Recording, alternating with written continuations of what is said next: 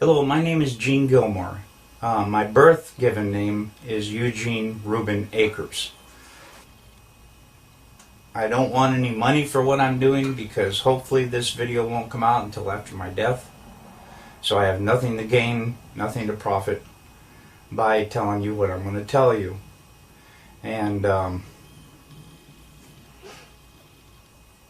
lot of what I'm going to tell you is available online until they see this video, and I'm sure things will start getting scrubbed, as well as moon photos. But anyway, my father in 1968 was stationed at Cannon Air Force Base in New Mexico. I made notes on my computer so that I wouldn't forget anything, because there's a lot of little things and stuff that I'd forget. So these notes were made a long time ago. The original recording that my father made on his deathbed was destroyed in a fire. So this is my deathbed confession, because now I'm dying of cancer. I've got cancer all over the place, and they don't know where it's coming from, and I don't know if they can stop it, but it don't look good. So I'm going to go ahead and make this video for Bart Seibel. He knows not to do anything with it until notification of my death, for which my son will respond to that. Okay, like I said, in 1968, my father was stationed at Cannon Air Force Base in New Mexico. We lived in Clovis, New Mexico. He was in the military police for over 20 years, and on his deathbed in 2002, we made a recording of what happened. Now, I already told you what happened to the recording. But it doesn't matter, because all the facts are there, so it doesn't matter who's telling the story or whatever.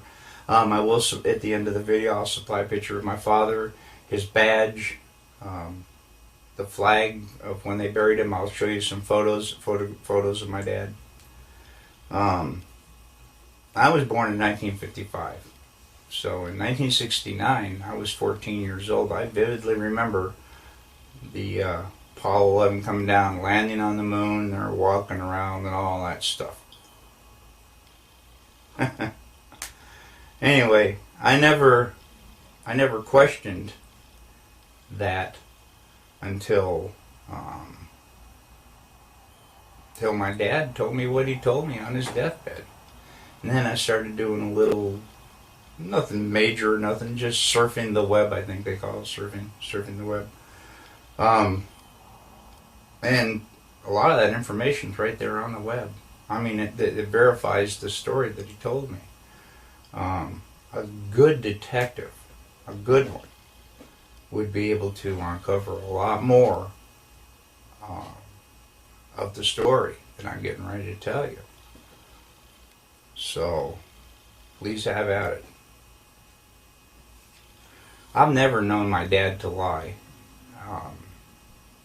To get caught lying was worse than whatever it was you did to begin with. I remember going to school with long sleeve shirts on to hide the purple welts.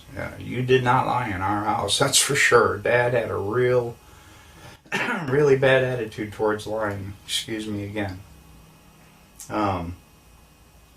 Okay, anyway, this is the story that my dad told me on his deathbed. Project Slam Dunk was the name of this. President Johnson in 1968, okay, in Cannon Air Force Base in 1968, he said by the time he got there, that there was already 2 large hangars that were connected. There was hundreds of dump trucks that came in and dumped sand and stone, and cement powder was powdered over the top of all that to make it look like a lunar landscape. They had men that fashioned it into a lunar landscape, he said. Okay, I've never known my dad to lie, so this all took me by surprise. You know, what's that all about? So anyway, he said that in front of the airplane hangars was pole framing with large canvas tents that was concealing the inside of the staging area. Inside the staging area, on flatbed trucks, was uncrated the lunar lander that was reassembled back inside the hangars. All of the walls were painted flat black, and the ceilings as well. He was sworn to secrecy by the NSA, and they would put him in prison for breaking that oath. When Dad saw the moon landing on TV, he cried. He said he knew that what he had witnessed on TV was exactly what they recorded in that hangar. There was no reason for them to go flying around and everything. They had detailed high-definition photos of the landing area. There was no reason for them to go flying around to a different landing area that almost exhausted their fuel, except for drama, because everything had gone so smoothly. Nothing, so it had to be something. Anyway, Dad was one of 3 guards that guarded the inside of the front entrance. There was a list of 15 people who could enter. No one else was allowed by order of President Johnson. And here is that list. And I gave it to Bart Seibel as well. And he checked out a lot of these names, and he says he can verify a lot of these people and what they do. And I come across a couple myself. Anyway, President Johnson, Neil Armstrong, Edwin Aldrin, Werner von Braun, Robert Emenegger, Gene Kranz, James Webb, Joe Kerwin, Dr. Thomas Paine, Glenn Looney, Dr. Christopher Kraft, Dr. James Van Allen, General Trudeau, Lieutenant Colonel Donald Simon, and Grant Norrie. Now, the only 2 that I really have information on is Robert Emenegger. Apparently, he did a lot of video work and stuff for the Department of Defense. So the DoD did know him. Okay, and the other one was Grant Norrie, Norray, I believe. Was to the best of my dad's knowledge, was a like some FBI, CIA, NSA, who knows, something like that. Okay, President Johnson only showed up for the first day of filming. Filming lasted for 3 days, and the entire project was restored to original. In other words, the hangars were all taken apart, the sand was all removed, and so on and so forth. Okay. Dad said there was a lot of building going on at the base, so at the time, so sand and cement powder was never questioned. I can see how they could smuggle that all in within everything else that's going on. Since 2002, I have dug up, I already told you about that, the evidence for the moon landing that I have found. If you go to Google and go to Cannon Air Force Base website, they admit that President Johnson was there. The lunar lander was there. The astronauts were there. I also have verified some of the people on the list were there. I also verified there are a lot of building going on in the base, just as he had told me. And all of this was going on at the same time, on the same date. Dad told me all these things father to son. He also told me not to ever tell anyone what he had said, but he said on his deathbed that he had to tell somebody before he died because it was just too important not to tell. I sure as hell wasn't going to tell anybody. Yeah, I feared for my wife and me and my son, and I'll tell you why.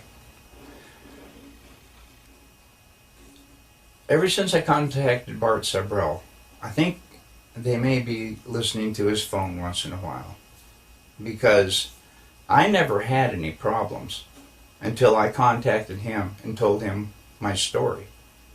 Now,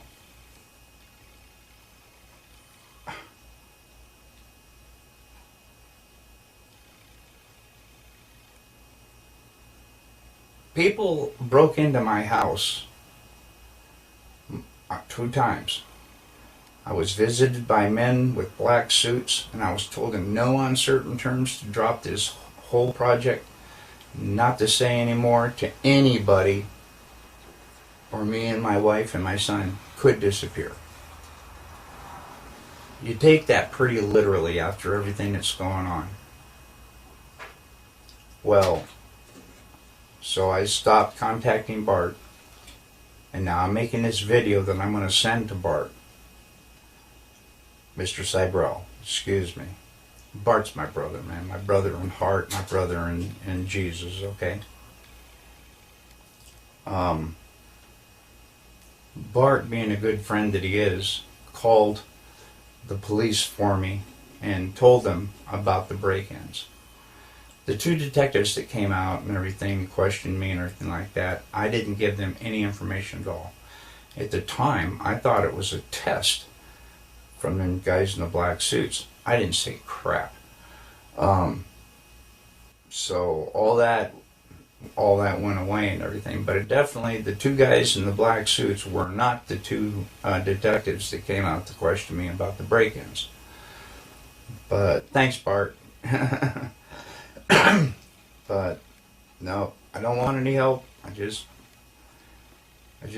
want somebody to pick up where I left off and be able to prove with the information I've given. And I'm trying to give as much as I can, because I know that once I die, I'm not going to be able to be asked any questions. So that's why I tried to give you a little backstory too. But that's about all I can think of. My dad, he raised me by the book. I know he didn't lie to me. And as I started seeing more and more of what he was telling me was true, I realized my dad wasn't lying. I lifted the lid off my dad's case, and you can see that his name is Cyrus Eugene Akers. He was born on July 17th, 1933. He died on September 28th, 2002. Here's his badge, and I wanted to see if I could get as close as possible so that you can read the numbers on the bottom, which are, okay, there it is.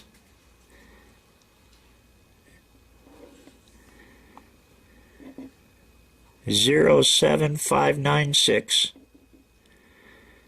07596.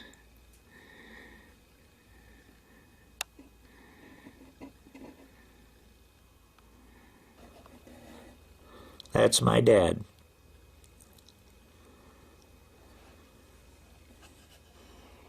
And it must have been a really early picture, because he's only got 2 stripes, so that was back in the 50s, I'm sure. Probably not long after I was born. And there he is.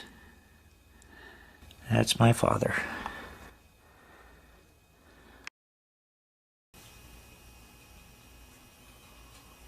My dad, he raised me by the book. I know he didn't lie to me. And as I started seeing more and more of what he was telling me was true, I realized my dad wasn't lying.